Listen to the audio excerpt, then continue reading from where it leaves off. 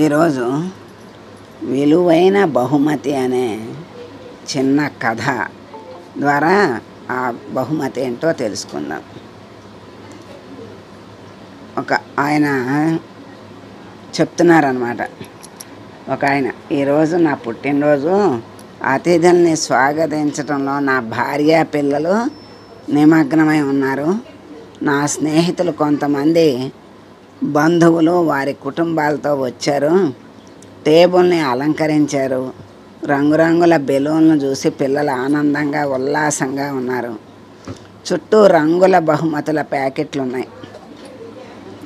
అందరూ ఏర్పాట్లలో ఉన్నారు, బిజీగా ఉన్నారు. టేబుల్ మీద పెద్ద కేక్ అలంకరించబడి ఉంది.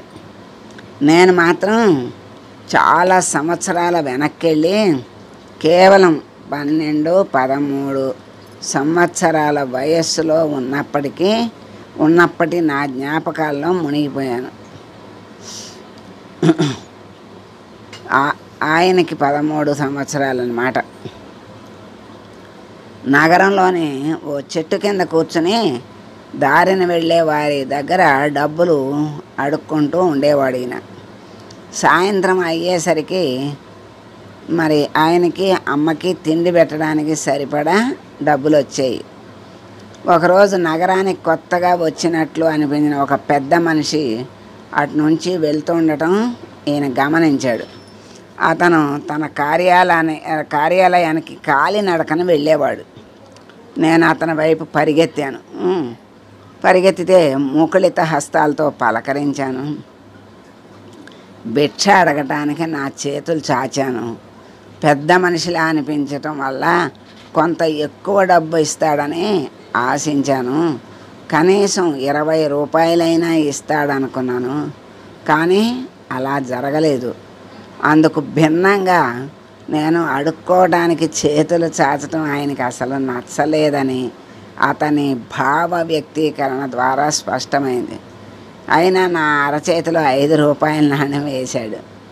1-2 రోజులు ఆయన దగ్గరకు వెళ్ళి డబ్బులు అడిగినా ఏమీ మాట్లాడలేదు. అతను నా చేతిలో 2-5 రూపాయలు మాత్రమే పెట్టేవాడు. కానీ నేను అడుక్కోవడం ఏమాత్రం నచ్చలేదు అన్న విషయం అతని ముఖ కవళికల్లో స్పష్టంగా గోచరిస్తోంది. ఒకరోజు కోపం వచ్చి నన్ను దారుణంగా తిట్టాడు. ఏమని తిట్టాడంటే, అడుక్కోవడానికి నీకు సిగ్గులేదా? నువ్వు ఆరోగ్యంగా బాగానే ఉన్నావు కదా, తిండి సంపాదించుకోవడానికి కష్టపడాలి.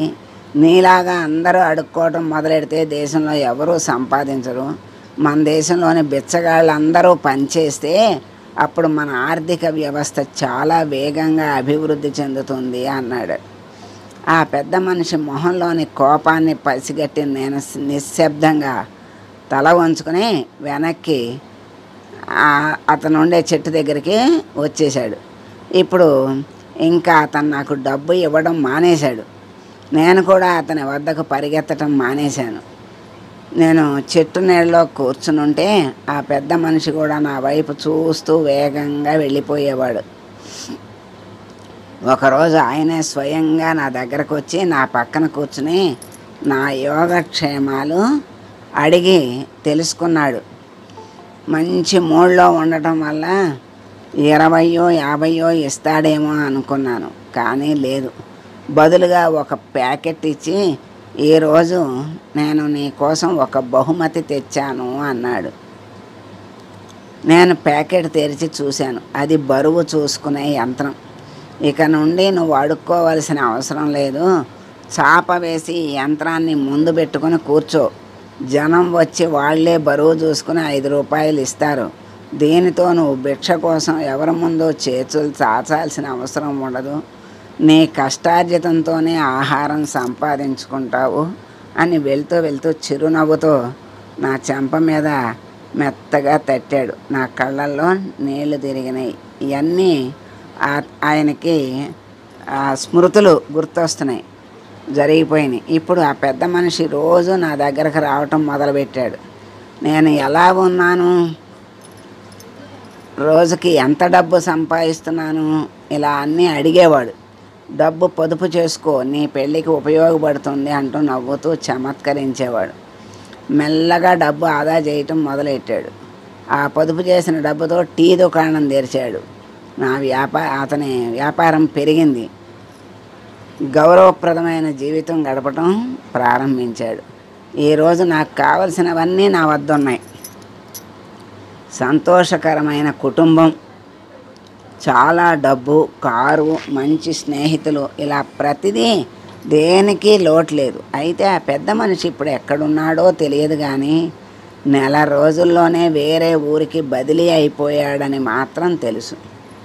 పుట్టినరోజు శుభాకాంక్షలు అని అందరూ పాడుతుంటే జ్ఞాపకాల దొంతరలో నుంచి ప్రస్తుత క్షణానికి తిరిగి వచ్చాడు. కొవ్వొత్తుల్ని ఊది నేను కేకు కట్ చేశాను.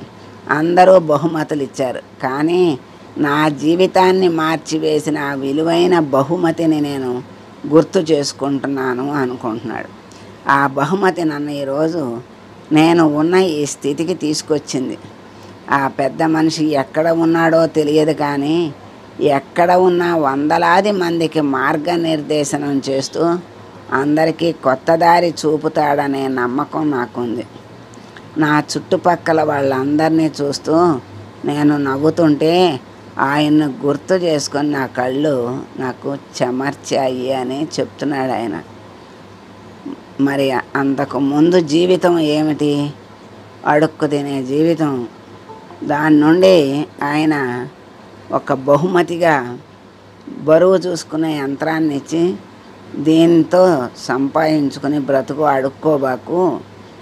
అడుక్కోవటం మంచిది కాదని ఒక మంచి బహుమతిని ఇచ్చెళ్ళాడు. ఆ బహుమతే అతని జీవితాన్ని మార్చేసింది.